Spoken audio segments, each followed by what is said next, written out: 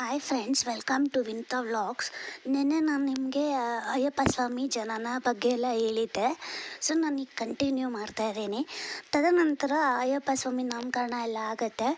ಮುಂಜಿ ಎಲ್ಲ ಮಾಡಿ ಅವರು ವಿದ್ಯಾಭ್ಯಾಸಕ್ಕೆ ಗುರುಕುಲಕ್ಕೆ ಕಳಿಸ್ತಾರೆ. ರಾಜ ಗುರುಕುಲಕ್ಕೆ ಕಳಿಸ್ತಾರೆ. ನಂತರ ವಿದ್ಯಾಭ್ಯಾಸ ಎಲ್ಲ ಮುಗಿಸ್ಕೊಂಡು ಬರ್ತಾರೆ. ವಾಪಸ್ ಅರಮನೆಗೆ ಬರೋ ಅಷ್ಟರಲ್ಲಿ ರಾಜನಿಗೆ ಒಂದು ಗಂಡು ಮಗು ಜನನ ಆಗುತ್ತೆ. ಸೊ ನೆಕ್ಸ್ಟ್ ಏನಾಗುತ್ತೆ ಅಂದರೆ ರಾಜ ಇವರು ವಿದ್ಯಾಭ್ಯಾಸ ಎಲ್ಲ ಮುಗಿಸ್ಕೊಂಡು ಬಂದ್ರಲ್ಲ ಅಯ್ಯಪ್ಪ ಸ್ವಾಮಿ, ಅವರಿಗೆ ಪಟ್ಟಾಭಿಷೇಕ ಮಾಡಬೇಕು. ಮುಂದಿನ ರಾಜ ಅಯ್ಯಪ್ಪ ಅಂದರೆ ಮಣಿಕಂಠ, ಅವ್ರಿಗೆ ಪಟ್ಟಾಭಿಷೇಕ ಮಾಡಬೇಕು ಅಂತ ಎಲ್ಲನೂ ರೆಡಿ ಮಾಡ್ಕೊಳ್ತಿರ್ತಾರೆ. ತನ್ನ ಪುರೋಹಿತರೆಲ್ಲ ಇರ್ತಾರೆ, ಅವ್ರಿಗೆಲ್ಲ ಹೇಳಿ. ಆದರೆ ಇಲ್ಲೊಂದು ಏನಂದರೆ, ತಾಯಿ ಇರ್ತಾರೆ ನೋಡಿ, ಅಯ್ಯಪ್ಪ ಸ್ವಾಮಿ ತಾಯಿ ಅಂದರೆ ಇವ್ರು ದತ್ತು.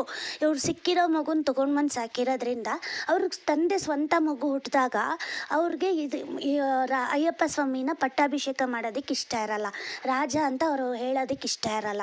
ಸೊ ಅದಕ್ಕೆ ಅವರು ಆ ತಾಯಿ ಏನು ಮಾಡ್ತಾರೆ, ನನ್ನ ಮಗ ಪಟ್ಟಾಭಿಷೇಕ ನನ್ನ ಮಗಂಗಾಗಬೇಕು, ಮಣಿಕಂಠಂಗಲ್ಲ, ಇದನ್ನು ಹೆಂಗಾದರೂ ಮಾಡಿ ತಡಿಬೇಕು ಅಂದ್ಬಿಟ್ಟು ಒಂದು ಉಪಾಯ ಮಾಡ್ತಾರೆ. ಸೊ ನೆಕ್ಸ್ಟು ಏನಾಗತ್ತೆ ಅಂತ ನಾನು ನಾಳೆ ವೀಡಿಯೋಲಿ ತಿಳಿಸ್ಕೊಡ್ತೀನಿ. Thank you.